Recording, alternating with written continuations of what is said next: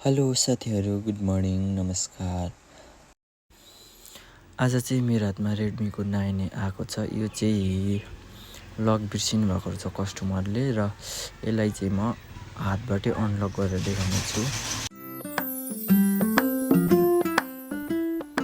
यसको लागि चाहिँ सबैभन्दा पहिले फोनलाई हार्ड रिसेट गर्नुपर्ने हुन्छ र म फटाफट हार्ड रिसेट गरिहाल्छु।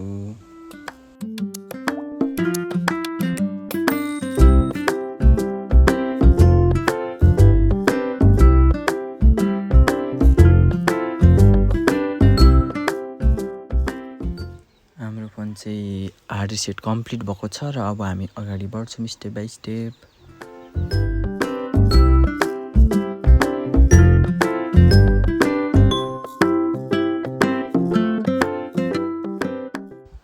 अहिले नै हामीले यहाँ वाइफाई कनेक्ट गर्नु हुँदैन। यदि गरियो भने चाहिँ पुरानो लक माग्छ। यसको लागि चाहिँ हामीले वाइफाई कनेक्ट नगरी गर्नुपर्ने हुन्छ र हामीले यहाँ एउटा लक सेटअप गर्नुपर्ने हुन्छ। हाम्रो मेन ट्रिक्स भनेको यही लक सेटअप गरेर हो र यो रेडमी 9A मा चाहिँ सजिलैसँग बस्छ। हाम्रो फोनमा लक बसिसकेको छ। अब लक बसिसकेपछि चाहिँ हामी सजिलै सेटिङमा जान सक्छौँ र फोनलाई फेरि पनि फ्याक्ट्री सेट गर्नेछौँ।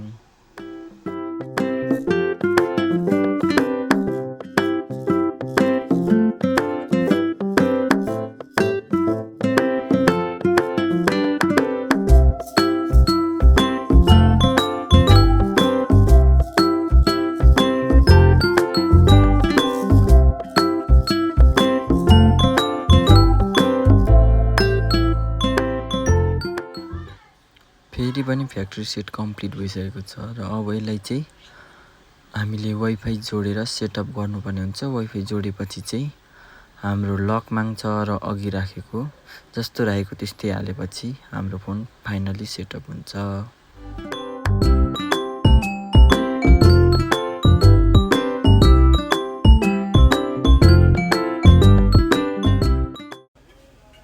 ल फाइनली हाम्रो काम चाहिँ भइसकेको छ।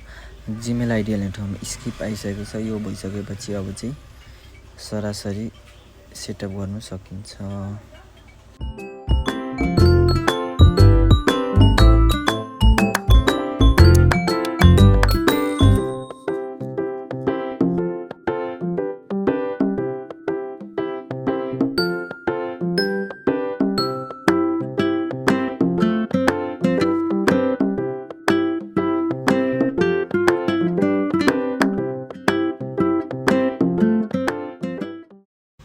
ल फाइनली हाम्रो सेट चाहिँ एकदम सजिलोसँगै अनलक भइसकेको छ।